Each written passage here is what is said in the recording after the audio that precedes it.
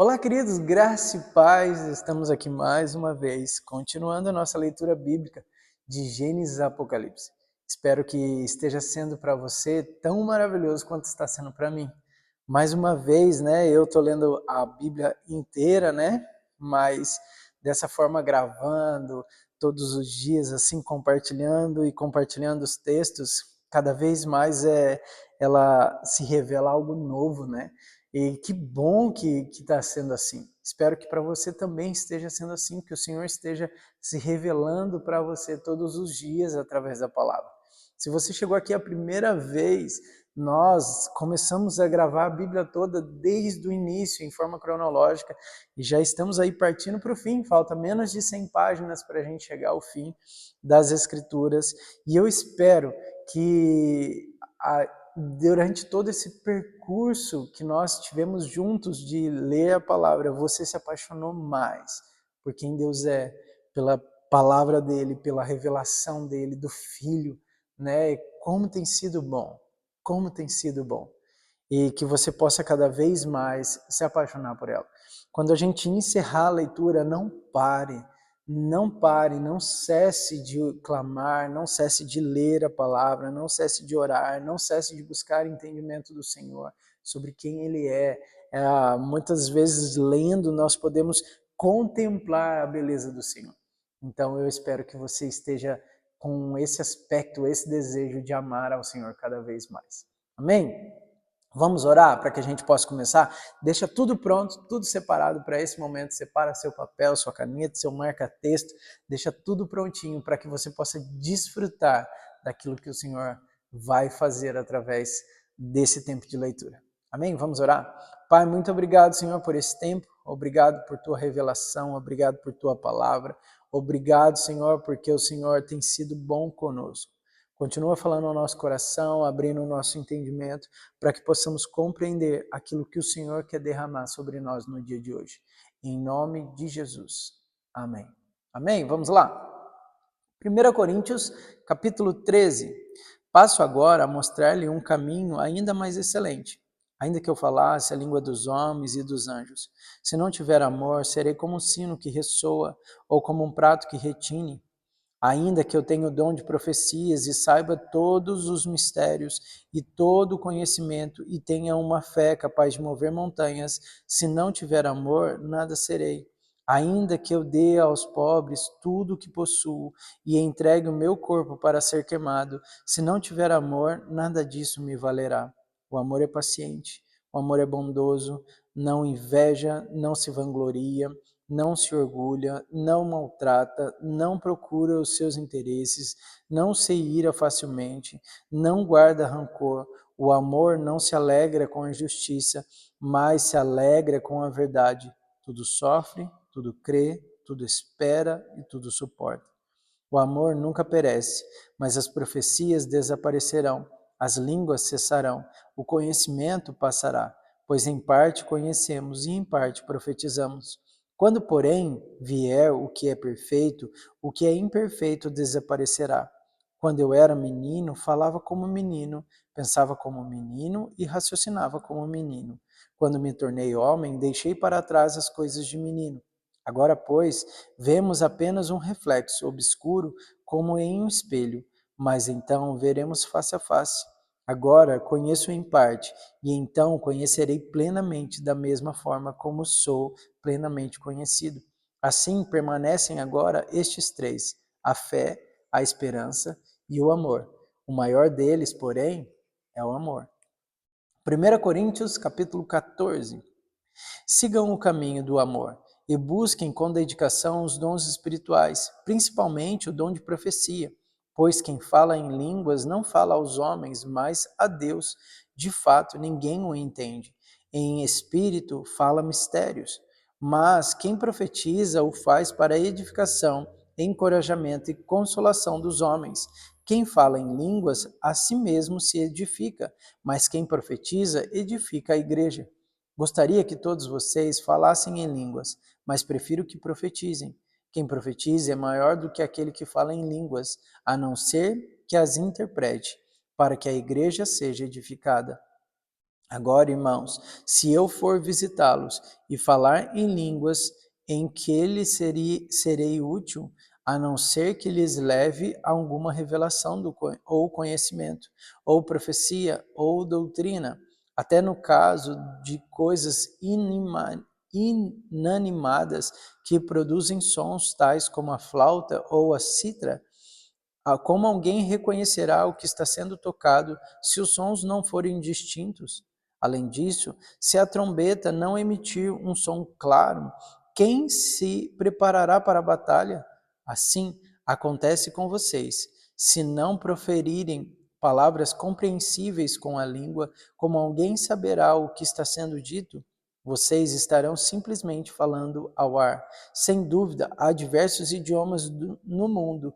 Todavia, nenhum deles é sem sentido. Portanto, se eu não entender o significado do que alguém está falando, serei estrangeiro para quem fala, e ele estrangeiro para mim. Assim acontece com vocês, visto que estão ansiosos por terem dons espirituais. Procurem crescer naqueles que trazem a edificação para a igreja. Por isso, quem fala em línguas, ore para que possa interpretar. Pois se oro em línguas, meu espírito ora, mas a minha mente fica infrutífera. Então o que farei? Orarei com o espírito, mas também orarei com entendimento. Cantarei com o espírito, mas também cantarei com entendimento. Se você estiver louvando a Deus em espírito, como poderá aquele que está entre os não instruídos dizer o amém? A ação de graças, visto que não sabe o que você está dizendo. Pode ser que você esteja dando graças muito bem, mas o outro não é edificado. Dou graças a Deus por falar em línguas mais do que todos vocês. Todavia, na igreja, prefiro falar 5 palavras compreensíveis para instruir os outros e falar 10.000 palavras em uma língua. Irmãos, deixem de pensar como crianças. Com respeito ao mal, sejam crianças, mas quanto ao modo de pensar, sejam adultos, pois está escrito na lei. Por meio dos homens de outras línguas e por meio dos lábios de estrangeiros, falarei a este povo, mas mesmo assim eles não me ouvirão, diz o Senhor. Portanto, as línguas são um sinal para os descrentes e não para os que creem. A profecia, porém, é para os que creem, não para os descrentes. Assim, se toda a igreja se reunir e todos falarem em línguas e entrarem em alguns não instruídos ou descrentes, não dirão que vocês estão loucos? Mas se entrar algum descrente ou não instruído, quando todos estiverem profetizando, ele por todos será convencido de que é pecador e por todos será julgado e os segredos de seu coração serão expostos. Assim ele se prostrará, rosto em terra, e adorará a Deus, exclamando: Deus realmente está entre vocês. Portanto, o que diremos, irmãos? Quando vocês se reúnem, cada um de vocês tem um salmo ou uma palavra de instrução, uma revelação, uma palavra em uma língua ou uma interpretação. Tudo seja feito para a edificação da igreja. Se, porém, alguém falar em língua, deve falar 2, no máximo 3, e alguém deve interpretar. Se não houver intérprete, fique calado na igreja, falando consigo mesmo e com Deus. Tratando-se de profetas, falem 2 ou 3, e outros julguem cuidadosamente o que foi dito. Se vier uma revelação a alguém que está sentado, cale-se o primeiro, pois vocês todos podem profetizar, cada um por sua vez, de forma que todos sejam instruídos e encorajados. O espírito dos profetas está sujeito aos profetas, pois Deus não é Deus de desordem, mas de paz. Como em todas as congregações dos santos, permaneçam as mulheres em silêncio nas igrejas, pois não lhes é permitido falar. Antes permaneçam em submissão, como diz a lei. Se quiserem aprender alguma coisa, que perguntem a seus maridos em casa, pois é vergonhoso uma mulher falar na igreja. Acaso a palavra de Deus originou-se entre vocês? São vocês o único povo que ela alcançou? Se alguém pensa que é profeta ou espiritual, reconheça que o que lhes estou escrevendo e é mandamento do Senhor. Se ignorar isso, ele mesmo será ignorado. Portanto, meus irmãos, busquem com dedicação o profetizar e não proíbam o falar em línguas, mas tudo deve ser feito com decência e ordem. 1 Coríntios, capítulo 15. Irmãos, quero lembrar-lhes o evangelho que lhes preguei, o qual vocês receberam e no qual estão firmes. Por meio desse evangelho, vocês são salvos, desde que se apeguem firmemente à palavra que lhes preguei. Caso contrário, vocês têm crido em vão. Pois o que primeiramente lhes transmiti foi o que recebi, que Cristo morreu pelos nossos pecados, segundo as Escrituras, foi sepultado e ressuscitou no terceiro dia, segundo as Escrituras, e apareceu a Pedro, depois aos 12. Depois disso, apareceu mais de 500 irmãos de uma só vez, a maioria dos quais ainda vive, embora alguns já tenham adormecido. Depois apareceu a Tiago, e então a todos os apóstolos. Depois destes apareceu também a mim, como a um que nasceu fora do tempo, pois sou o menor dos apóstolos, e nem sequer mereço ser chamado apóstolo, porque persegui a igreja de Deus. Mas pela graça de Deus sou o que sou, e sua graça para comigo não foi inútil. Antes trabalhei mais do que todos eles. Contudo, não eu, mas a graça de Deus comigo. Portanto, quer tenha sido eu, quer tenha sido eles, é isto que pregamos, e é isto que vocês creram. Ora, se está sendo pregado que Cristo ressuscitou dentre os mortos, como alguns de vocês estão dizendo que não existe ressurreição dos mortos? Se não há ressurreição dos mortos, nem Cristo ressuscitou. E se Cristo não ressuscitou, é inútil a nossa pregação, como também é inútil a fé que vocês têm. Mas que isso seremos considerados falsas testemunhas de Deus, pois contra ele testemunhamos que ressuscitou a Cristo dentre os mortos. Mas se de fato os mortos não ressuscitam, ele também não ressuscitou a Cristo. Pois se os mortos não ressuscitam, nem mesmo Cristo ressuscitou, e se Cristo não ressuscitou, inútil é a fé que vocês têm e ainda estão em seus pecados. Neste caso, também os que dormiam em Cristo estão perdidos. Se é somente para esta vida que temos esperança em Cristo, somos todos os homens os mais dignos de compaixão. Mas, de fato, Cristo ressuscitou dentre os mortos, sendo ele as primícias dentre aqueles que dormiram, visto que a morte veio por meio de um só homem. Também a ressurreição dos mortos veio por meio de um só homem. Pois, da mesma forma como Adão, todos morrem, em Cristo todos serão vivificados. Mas cada um por sua vez. Cristo, o primeiro, depois, quando ele vier, os que lhe pertencem, e então virá o fim, quando ele entrar. Peraí, gente, perdão. Quando ele entregar o reino de Deus, o Pai, depois de ter destruído todo o domínio, autoridade e poder, pois é necessário que ele reine até que todos os seus inimigos sejam postos debaixo dos seus pés. O último inimigo a ser destruído é a morte, porque ele tudo sujeitou debaixo de seus pés. Ora, quando se diz que tudo lhe foi sujeito, fica claro que isso não inclui o próprio Deus, o que tudo submeteu a Cristo. Quando, porém, tudo lhe está sujeito, então o próprio Filho se sujeita àquele que todas as coisas lhe sujeitou, a fim de que Deus seja tudo em todos. Se não há ressurreição, que farão aqueles que se batizam pelos mortos, se absolutamente os mortos não ressuscitam, por que se batizam por eles? Também nós, por que estamos nos expondo a perigos o tempo todo? Todos os dias enfrento a morte, irmãos. Isso digo pelo orgulho que tenho de vocês em Cristo Jesus, nosso Senhor.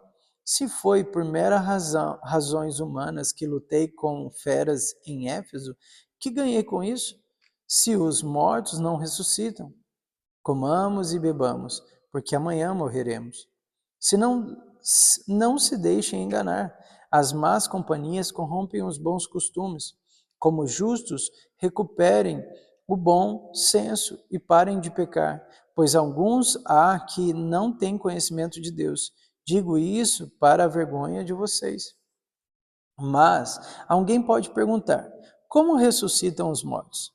Como que espécie de corpo virão? Insensato. O que você semeia não nasce a não ser que morra. Quando você semeia, não semeia o corpo que virá a ser, mas apenas uma simples semente, como o trigo ou de uma outra coisa. Mas Deus lhe dá um corpo, como determinou, e cada espécie de semente dá o seu corpo apropriado. Nem toda carne é a mesma. Os homens têm uma espécie de carne, os animais têm outra, as aves outra, os peixes outra. Há corpos celestes e há também corpos terrestres, mas o esplendor dos corpos celestes é um, e dos corpos terrestres é outro. Um é esplendor do sol, outro o da lua, o outro das estrelas, e as estrelas diferem em esplendor umas das outras. Assim será como a ressurreição dos mortos. O corpo que é semeado é perecível e ressuscita imperecível. É semeado em desonra e ressuscita em glória. É semeado em fraqueza e ressuscita em poder. É semeado em corpo natural e ressuscita um corpo espiritual. Se há corpo natural, há também corpo espiritual. Assim está escrito: o primeiro homem, Adão, tornou-se um ser vivente. O último Adão, espírito vivificante. Não foi o espiritual que veio antes, mas o natural. Depois dele, o espiritual. O primeiro homem era do pó da terra, o segundo homem dos céus. Os que são da terra são semelhantes ao homem terreno, e os que são dos céus ao homem celestial. Assim como tivemos a imagem do homem terreno, teremos também a imagem do homem celestial. Irmãos, eu lhes declaro que carne e sangue não podem herdar o reino de Deus, nem o que é perecível pode herdar o imperecível. Eis que eu lhes digo o mistério: nem todos dormiremos, mas todos seremos transformados, no momento, num abrir e fechar dos olhos, ao som da última trombeta. Pois a trombeta soará, os mortos ressuscitarão incorruptíveis e nós seremos transformados. Pois é necessário que aquilo que é corruptível se revista de incorruptibilidade, e aquele que é mortal se revista de imortalidade. Quando, porém, o que é corruptível se revestirá de incorruptibilidade, e o que é mortal de imortalidade. Então se cumprirá a palavra que está escrita: a morte foi destruída pela vitória. Onde está, ó morte, a sua vitória? Onde está, ó morte, o seu aguilhão? O aguilhão da morte é o pecado, e a força do pecado é a lei. Mas a graça de Deus nos dá a vitória por meio do nosso Senhor Jesus Cristo. Portanto, meus amados irmãos, mantenham-se firmes e que nada os abale. Sejam sempre dedicados à obra do Senhor, pois vocês sabem que no Senhor o trabalho de vocês não será inútil. 1 Coríntios, capítulo 16. Quanto à coleta para o povo de Deus, façam como ordenei às igrejas da Galácia. No primeiro dia da semana, cada um de vocês separe uma quantia de acordo com a sua renda, reservando-a para que não seja preciso fazer coletas quando eu chegar. Então, quando eu chegar, entregarei cartas de recomendação aos homens que vocês aprovarem e os mandarei para Jerusalém com a oferta de vocês. Se me parecer conveniente ir também, eles me acompanharão. Depois de passar pela Macedônia, irei visitá-los, já que passei por lá. Talvez eu permaneça com vocês durante algum tempo, ou até mesmo passe um inverno com vocês. para que não ajudem na viagem aonde quer que eu vá. Desta vez, não quero apenas vê-los e fazer uma visita de passagem. Espero ficar algum tempo com vocês, se o Senhor permitir. Mas permanecerei em Éfeso até o Pentecoste, porque se abriu para mim uma porta ampla e promissora, e há muitos adversários. Se Timóteo for, tomem providência para que ele não tenha nada que temer enquanto estiver com vocês, pois ele trabalha na obra do Senhor, assim como eu. Portanto, ninguém o despreze. Ajudem-no a prosseguir. Viajem em paz, para que ele possa voltar a mim. Eu estou esperando com os irmãos. Quanto ao irmão Apolo, insisti que fosse com os irmãos visitar vocês. Ele não quis de modo nenhum ir agora, mas irá quando tiver boa oportunidade.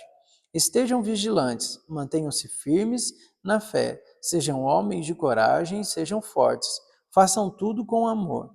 Vocês sabem que os da casa de Estéfanas foram o primeiro fruto da Acaia, e que eles têm se dedicado ao serviço dos santos. Recomendo-lhes, irmãos, que se submetam à pessoa como eles e a todos que cooperaram e trabalham conosco. Alegrei-me com a vinda de Estéfanas, fortunado o Acaico, porque eles supriram o que estava faltando da parte de vocês.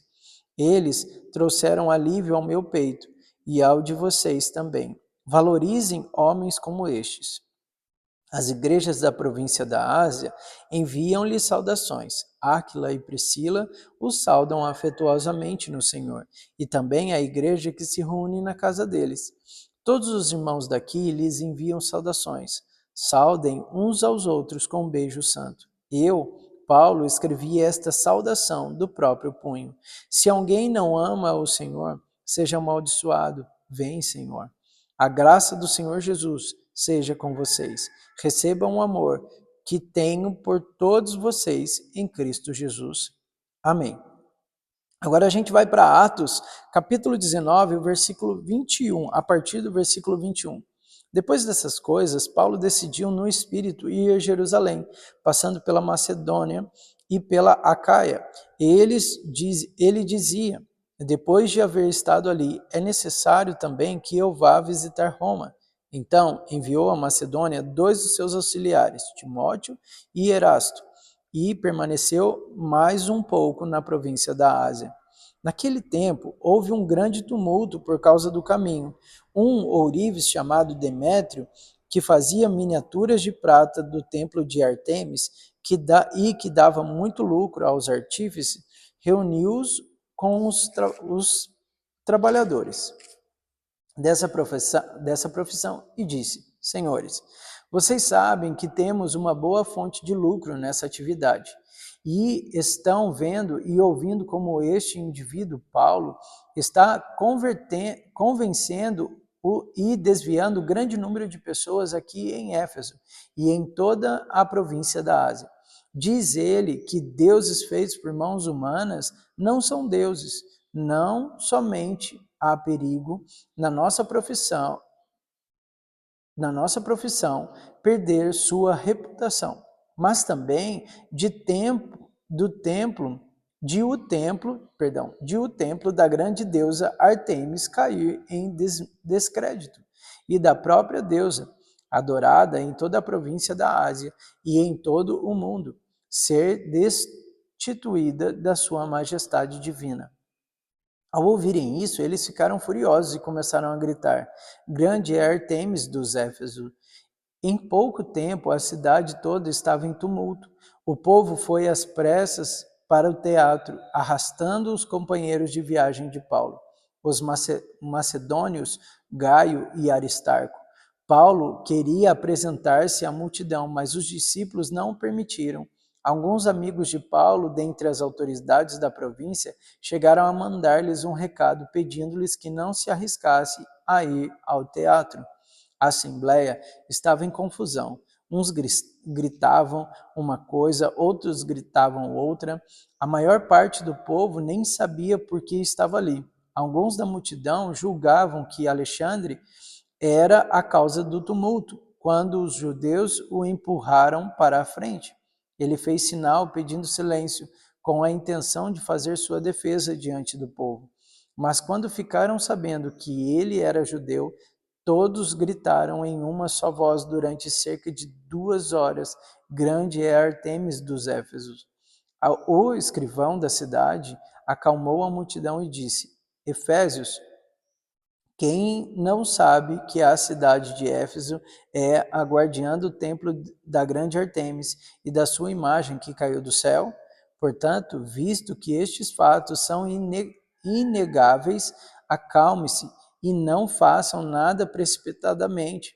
Vocês trouxeram estes homens aqui, embora eles não tenham roubado templos nem blasfemado contra a nossa deusa. Se Demétrio e seus companheiros de profissão têm alguma queixa contra alguém, os tribunais estão abertos e há procônsules, eles se apresentem suas queixas ali. Se há mais alguma coisa que vocês desejam apresentar, isso será decidido em assembleia, conforme a lei. Da maneira como está, corremos o perigo de sermos acusados de perturbar a ordem pública por causa dos acontecimentos de hoje. Nesse caso, não seríamos capazes de justificar este tumulto, visto que não há razão para tal. E tendo dito isso, encerrou a assembleia. Atos, capítulo 20, somente o versículo 1 ao 3. Cessando o tumulto, Paulo mandou chamar os discípulos e, depois de encorajá-los, despediu-se e partiu para a Macedônia.